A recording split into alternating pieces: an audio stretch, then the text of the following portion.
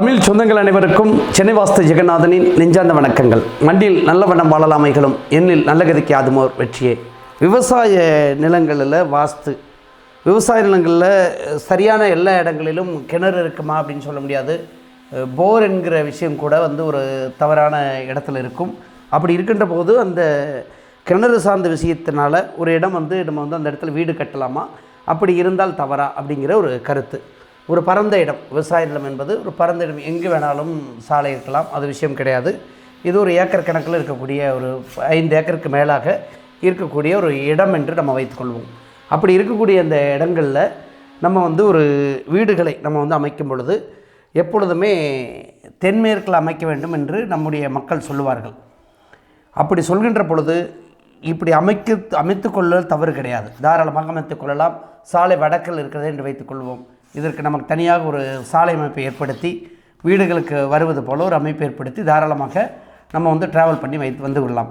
எப்படி இருந்தாலும் ஒரு பரந்த இடத்துல நமக்கு ஒரு சாலை அமைப்பு என்பது உள்ளே செல்வதற்காக இந்த விவசாய நிலங்களுக்கு பொருட்களை, உற்பத்தியான பொருட்களை நம்ம மாற்றுவதற்கு இடம் என்பது நமக்கு வேண்டும்.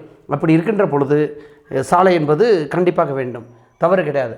ஆனால் இப்படி தென்மேற்கில் நம்ம வீடு கட்டுகிறோம் என்று சொன்னால் இந்த இடத்துல கிணறு இருக்க வேண்டும், அல்லது இந்த இடத்திற்கு இந்த இடத்துல கிணறு இருக்க வேண்டும், இந்த இடத்துல கிணறு இருக்க வேண்டும், இந்த இடத்துல கிணறு இருக்க வேண்டும். எங்கே வேணாலும் அந்த வீட்டிலிருந்து வடக்கு புறமாக, அதாவது வடக்கு புறம் என்று சொல்வது மேற்குக்கு சேராத வடகிழக்கு சார்ந்த பகுதியில் அந்த கிணறு இருக்க வேண்டும், கிழக்கு புறத்தில் வடகிழக்கு சார்ந்த பகுதியில் கிணறு இருக்க வேண்டும். இல்லை என்று சொன்னால் ஒரு தோட்டத்து இடங்களில் வீடுகளை அமைப்பது என்பது தவறு. ஒருவேளை ஒரு தவறான இடத்துல தற்போது கிணறு இருக்கிறது, அந்த மாதிரி இடங்களில் நீங்கள் தாராளமாக அமைத்து கொள்ளலாமா என்கிற ஒரு கேள்வி நம்முடைய மக்களுக்கு வரும். இப்போது இது பரந்த இடத்துல ஒரு விவசாய நிலம் இருக்கிறது. இந்த இடத்தோட தென்மேற்கு பகுதியில் அல்லது தெற்கு பகுதியில் அல்லது மேற்கு பகுதியில் கிணறுகள் இருக்கும்போது இந்த மாதிரி இடங்களில் நம்ம எப்படி வீடுகளை அமைக்க வேண்டும் அப்படிங்கிற கேள்வி இருக்கும், அல்லது ஆல்ரெடி வீடுகள் இருக்கும்.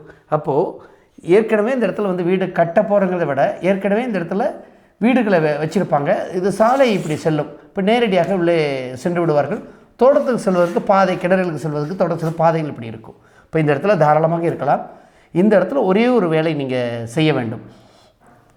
தோட்டத்திற்கு மட்டும் நீங்கள் பென்சிங் போட்டுட்டு இந்த இடத்துல கேட் அமைப்பை ஏற்படுத்தி கொண்டால் தவறு கிடையாது. இங்கே இருக்கக்கூடிய இந்த பென்சிங் அமைப்பை நீங்கள் எடுத்து விட வேண்டும். வீட்டுக்கு மட்டும் நிச்சயமாக ஒரு சுற்றுப்புற காம்பவுண்டை நீங்கள் ஏற்படுத்தி கொள்ளும் பொழுது இந்த இடத்துல தவறு கிடையாது. இல்லை என்று சொன்னது முக்கியமாக நீங்கள் இந்த பென்சிங் அமைப்பை நீங்கள் மாற்றி வைக்க வேண்டும். அது வீட்டு ஒரு தோட்டம் இருக்கிறதுன்னு சொன்னால் சாலை ஓரத்தில் நம்ம வீடு கட்டியிருப்போம், அப்படி கட்டுவதனால தவறு கிடையாது. ஆனால் உங்களுக்கு அந்த தோட்டத்தின் எல்லையை நீங்கள் வீட்டை சேர்த்து செய்யாமல் ஒரு தனி அமைப்பில் ஏற்படுத்தும் பொழுது அந்த வீடுகளால் அந்த தோட்டத்தினால் அந்த வீடுகளுக்கு எந்த விதமான தோஷமும் கிடையாது. இதற்காக இந்த இடத்துல ஈசானியத்தில் ஒரு வீட்டை கட்டிவிட்டார்கள், அது இடிக்க வேண்டும் என்று யாராவது ஒரு வாஸ்து என்று சொன்னால் அது முழுக்க குற்றம். ஒரு வாஸ்து சார்ந்த விஷயத்தை தெரியாமல் சொல்கிறார்கள் என்று தான் எடுத்த வேண்டும். பொதுவாக சொல்வாங்க ஒரு தோட்டத்தில் தென்மேற்கில் தான் வீடு இருக்கணும், அப்படியெல்லாம் 100% கிடையாதுங்க. பறந்து ஒரு 15, 10, 5 ஏக்கர் இருக்கக்கூடிய இடங்களில் நீங்கள் தென்மேற்குகளில் போய் தான் கட்டணும் அப்படிங்கிறது கிடையாது. ஆனால் நீங்கள் கவனிக்க வேண்டிய விஷயம் ஒரே ஒரு விஷயம், அந்த தோட்டத்து நிலங்கள் எந்த சரிவாக வேண்டுமானாலும் இருக்கும். ஏன் கிழக்கு சரிவுகளாக இருக்கும், வடக்கு சரிவுகளாக இருக்கும், மேற்கு சரிவுகளாக, தெற்கு, அப்படிப்பட்ட இடங்களில் தெற்கு சரிவையும் மேற்கு சரிவையும் நிச்சயமாக தவிர்த்து கொண்டு தாராளமாக வீடுகளை கட்டலாம். மீண்டும் ஒரு நல்ல வாஸ்து கருத்தோடு சந்திப்போம். நன்றி, வணக்கம்.